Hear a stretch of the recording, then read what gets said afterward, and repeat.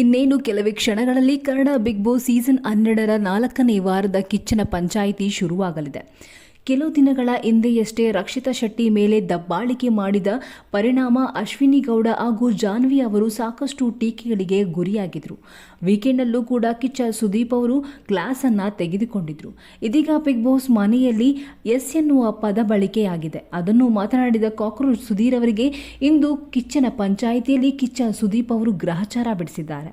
ಹೌದು, ರಕ್ಷಿತಾ ಶೆಟ್ಟಿ ಜೊತೆ ಅಶ್ವಿನಿ ಗೌಡ ಹಾಗೂ ಜಾನ್ವಿ ಅವರು ನಡೆದುಕೊಂಡ ರೀತಿಯೇ ಏನೆಲ್ಲ ಆಯಿತು ಅನ್ನೋದು ಬಿಗ್ ಬಾಸ್ ವೀಕ್ಷಕರಿಗೆ ತಿಳಿದಿದೆ. ಇದೀಗ ರಕ್ಷಿತಾ ಮತ್ತು ಕಾಕ್ರೋಚ್ ಸುದೀರ್ ಮಧ್ಯೆ ವಿಚಾರಕ್ಕೆ ಜಗಳವಾಗಿದೆ. ಈ ವೇಳೆ ಮಾತನಾಡುವ ಭರದಲ್ಲಿ ರಕ್ಷಿತಾಗೆ ಕಾಕ್ರೋಚ್ ಸುಧೀರ್ ಅವರು ಸೆಡೆ ಎನ್ನುವ ಪದವನ್ನು ಪ್ರಯೋಗ ಮಾಡಿದ್ದಾರೆ. ಇದು ಮನೆಯಲ್ಲಿ ಕೆಲವರಿಗೆ ಅಸಮಾಧಾನವನ್ನು ಉಂಟು ಮಾಡಿದೆ. ಕಾಕ್ರೋಚ್ ಸುಧೀರ್ ಅವರು ಹೇಳಿರುವ ಈ ಮಾತಿಗೆ ಇಂದು ಕಿಚ್ಚ ಸುದೀಪ್ ಅವರು ಕೆಂಡ ಮಂಡಲವಾಗಿದ್ದಾರೆ. ಹೌದು, ಮನೆ ಸರಿಯಾಗಿ ಕ್ಲೀನಿಂಗ್ ವ್ಯವಸ್ಥೆ ಇಲ್ಲ, ಜವಾಬ್ದಾರಿಗಳನ್ನು ವಹಿಸ್ಕೊಂಡ ಮೇಲೆ ಕೆಲಸವನ್ನು ಸರಿಯಾಗಿ ಮಾಡ್ತಿಲ್ಲ ಎನ್ನುವ ಚರ್ಚೆ ಆರಂಭವಾಗಿತ್ತು. ಆಗ ರಕ್ಷಿತಾ ಶೆಟ್ಟಿ ಹಾಗೂ ಕಾಕ್ರೋಚ್ ಸುಧೀರ್ ನಡುವೆ ಒಂದಷ್ಟು ವಿಚಾರಗಳು ನಡೆಯಿತು. ನಾನು ಕರೆದಾಗಲ್ಲ ಅವಳು ಮಾತನಾಡೋದೇ ಇಲ್ಲ ಎಂದು ಸಿಟ್ ಮಾಡಿಕೊಂಡ ಕಾಕ್ರೋಚ್ ಅವರು ಮಾತಿನ ಭರದಲ್ಲಿ ಎಸ್ ಎನ್ನುವ ಪದವನ್ನು ಬಳಕೆ ಮಾಡಿದ್ದಾರೆ. ಹೌದು, ಕಿಚ್ಚ ಸುದೀಪ್ ಅವರು ಎಸ್ ಅಂದರೆ ಏನು, ಆ ಪದದ ಅರ್ಥವನ್ನು ತಿಳಿಸಿ ಎಂದು ನೇರವಾಗಿ ಕಾಕ್ರೋಚ್ ಸುಧೀರ್ ಅವರಿಗೆ ಕೇಳಿದ್ದಾರೆ. ಇದಕ್ಕೆ ಕಾಕ್ರೋಚ್ ಸುಧೀರ್ ಅವರು ಮಾತಿನ ಭರದಲ್ಲಿ ಮಿಸ್ ಆಗಿ ಬಂತು, ಅದಕ್ಕೆ ನಾನು ಕ್ಷಮೆ ಕೇಳಿದ್ದೇನೆ, ನನ್ನಿಂದ ತಪ್ಪಾಗಿದೆ, ಅದು ತುಂಬಾ ಕೋಪದಲ್ಲಿ ಇದ್ದೆ, ಅವತ್ತು ನಾನು ಎಷ್ಟೇ ಕರೆದ್ರೂ ಅವಳು ರೆಸ್ಪಾನ್ಸ್ ಮಾಡಲಿಲ್ಲ. ಕ್ಲೀನಿಂಗ್ ವಿಚಾರದಲ್ಲಿ ಮನೆಯಲ್ಲಿ ಆಗಾಗ ಜಗಳ ಆಗ್ತಾನೆ ಇರುತ್ತೆ. ಜಗಳ ಆಡುವಾಗ ಸೈಲೆಂಟ್ ಆಗಿ ಇರ್ತಾರೆ, ಮನೆ ಕೆಲಸ ಅಂತ ಬಂದಾಗಲೂ ಕೂಡ ಸೈಲೆಂಟ್ ಆಗೇ ಇರ್ತಾರೆ. ಹಾಗಾಗಿ ಫುಲ್ ಕೋಪದಲ್ಲಿ ರೈಸ್ ಆಗಿ ಬಾಯಿಗೆ ಬಂದ ಹಾಗೆ ಬೈದ್ಬಿಟ್ಟೆ, ನನಗೆ ಕ್ಷಮಿಸಿ ಎಂದು ಸುದೀಪ್ ಸರ್ ಅವರಿಗೆ ಕೇಳಿಕೊಂಡಿದ್ದಾರೆ. ಅದಕ್ಕೆ ಕಿಚ್ಚ ಸುದೀಪ್ ಅವರು, ನಿಮ್ಮನ್ನ ನೀವು ಏನು ಅನ್ಕೊಂಡಿದ್ದೀರಾ, ನೀವು ಎಲ್ಲಿದ್ದೀರಾ, ಏನು ಮಾತನಾಡ್ತಿದ್ದೀರಾ ಎನ್ನುವ ಪರಿಜ್ಞಾನ ಇದೆಯೋ ಇಲ್ವೋ, ಪ್ರತಿ ವಾರ ಬಂದು ಒಬ್ಬರಲ್ಲ ಒಬ್ಬರಿಗೆ ನಾನು ಬುದ್ಧಿ ಹೇಳ್ತಾ ಕೂರ್ಬೇಕಾ, ಒಂದ್ಸತಿ ಹೇಳಿದ್ರೆ ಅರ್ಥ ಮಾಡ್ಕೊಳ್ಳೋದಕ್ಕೆ ಆಗೋದಿಲ್ವಾ ಎಂದು ನೇರವಾಗಿ ಕಾಕ್ರೋಚ್ ಸುಧೀರ್ ಅವರಿಗೆ ಪ್ರಶ್ನೆ ಮಾಡಿದ್ದಾರೆ. ಯಾವಾಗಲೂ ರಕ್ಷಿತಾ ಅವರಿಗೆ ಚಿಕ್ಕವಳು ಅಂತ ಹೇಳ್ತೀರಾ, ಆದರೆ ಅವರಿಗಿಂತ ಅತಿ ಚಿಕ್ಕವರಾಗಿ ವರ್ತಿಸುತ್ತಿರೋದು.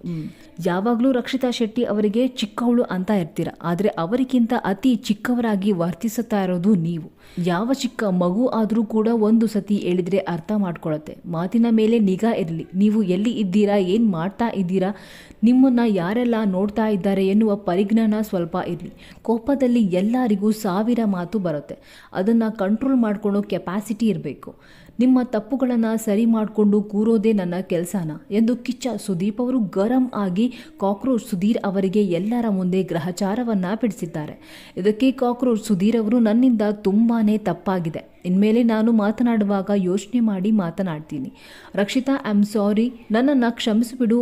ಅಷ್ಟೇ ಅಲ್ಲ, ಬಿಗ್ ಬಾಸ್ ನೋಡೋ ಎಲ್ಲ ವೀಕ್ಷಕರಿಗೂ ಕೂಡ ನನ್ನ ಕ್ಷಮೆಯನ್ನು ಕೇಳ್ತೀನಿ. ಇನ್ಮುಂದೆ ನನ್ನ ಬಾಯಲ್ಲಿ ಇಂಥ ಮಾತುಗಳು ಬರೋದಿಲ್ಲ ಎಂದು ಕೇಳಿಕೊಂಡಿದ್ದಾರೆ.